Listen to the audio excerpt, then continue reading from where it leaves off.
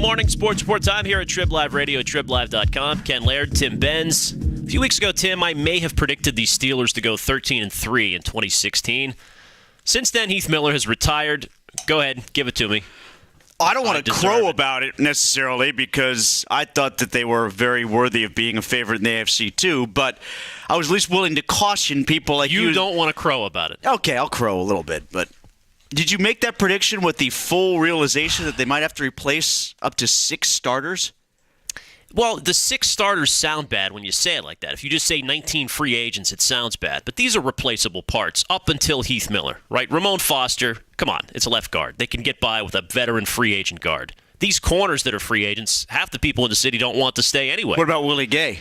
Yeah, Willie Gay is important. That's one of the starters. I think he'll be back. Okay, that's a lot of money. Does that money then preclude them from getting a free agent now to replace Heath Miller, or getting a free agent to replace Ramon Foster, or getting another free agent to be his complement at the other starting corner position, or a free agent to play safety alongside Mike Mitchell? I think what it's going to do is cost them a high pick in the draft spent on a tight end, which could have been spent on a safety, a young safety to groom, or another young pass rusher of some kind. So it's obviously going to cost them. I was counting on Heath being back.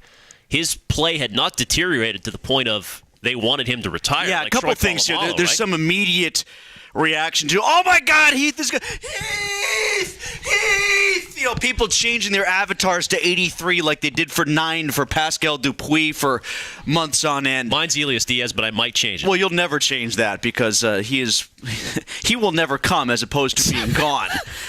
But at any rate, beyond the hyperbolic tears being shed on Twitter for Heath's retirement, which I understand because he was a well-liked player and deserving of all sorts of accolades from the fans for being a good guy as well as a good tight end, there was now the immediate shift to, well, his play is deteriorated and a tight end isn't all that important.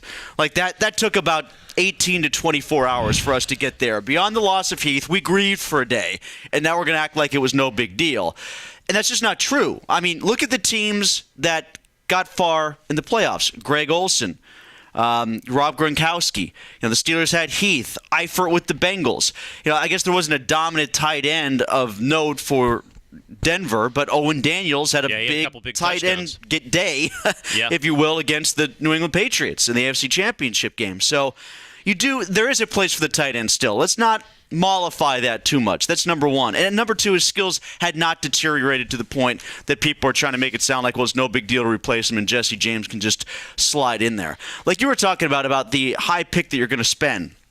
Not only is it guys that you're going to need to replace, it's also the desire to get yet another defensive lineman in there to back up Stephon Tuitt and Cam Hayward, right? Oh, for sure. And it's also a swing tackle because you're going to lose Calvin Beachum, and you can finally get rid of Mike Adams.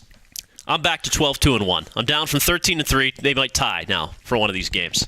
Where's the tie coming? If I'm going to be able to tie Baltimore? You make good points. I think it will hurt in a lot of areas. You say he's a good tight end, Heath Miller. He was a great tight end. I don't know if he's a Hall of Fame tight end. He's the best tight end in Steelers history. No question. So, I mean, from that standpoint around here, that's great. Well, there's this belief that the Steelers don't need to go out and draft a first-round tight end.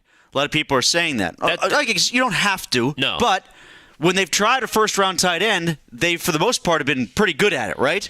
There haven't been many Bruner, over the last 10 years. Green, they haven't needed them because they've stayed for a while. I'm not saying with the Steelers. I'm talking in the league. I mean, last year, Max Williams went in the second round. I mean, there are a lot of years the tight ends don't go that high. Okay, so that's a good sign for them if they want to use the first-round pick on Hunter Henry. I think they'll get the top guy this year if they want to. It might be a little high for Hunter Henry. We'll see. It's combine week. Then it goes back to what their board tells them. Is Hunter Henry the best tight end available? Right. Better at that point than the 4th or 5th corner? Because 4, maybe 5 corners will go before they get to draft one. Is Hunter Henry as the first tight end potentially taken more beneficial to them than who would be the first guard taken to replace Ramon Foster? On offense, because they've got Antonio Brown, Le'Veon Bell, Martavis Bryant, that's a lot of ammunition with or without a good tight end. I think a lot of people are making the case, Tim, that you say they are, that, hey, they'll be fine. This is still going to be an elite offense with or without Heath Miller. The problem that I see is the telegraphing of pass run based on Spaeth or James being in lineup, right, and the veteran presence of Heath just to calm the team down and be a guy that can get them aligned. And he's just rock solid. You will miss that. I don't know what it might be. 2 wins difference. It's a little depressing from there.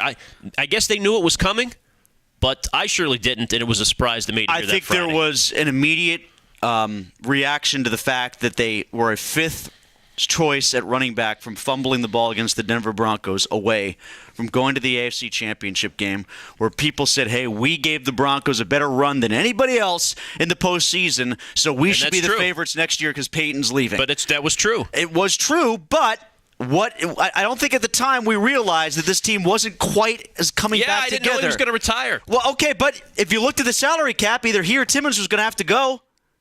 Maybe. He's doing them a favor cap-wise by retiring and saving them $4 million. More to come. Morning Sports Report. Ken Laird, Tim Benz.